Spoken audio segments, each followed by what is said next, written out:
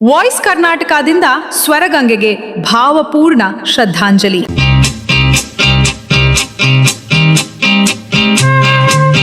ದಶಕಗಳ ಕಾಲ ತನ್ನ ಮಧುರ ಕಂಠದಿಂದ ಕೋಟ್ಯಂತರ ರಸಿಕರ ಹೃದಯ ಆಳಿದ್ದ ಭಾರತೀಯ ಚಿತ್ರರಂಗದ ದಂತಕಥೆ ಬಹುಭಾಷಾ ಗಾಯಕಿ ಗಾನಕೋಗಿಲೆ ಎಸ್ ಜಾನಕಿ ಅವರು ವಿಧಿವಶರಾಗಿದ್ದಾರೆ.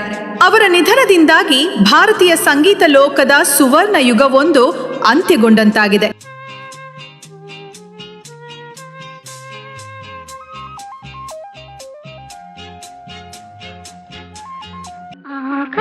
ಆಕಾಶದೀಪವು ನೀನು, ನಿನ್ನ ಕಂಡಾಗ ಸಂತೋಷವೇನು, ಆ ನೋಟದಲ್ಲೇ ಹಿತವೇನು, ಮರೆಯಾದಾಗ ನೋವೇನು.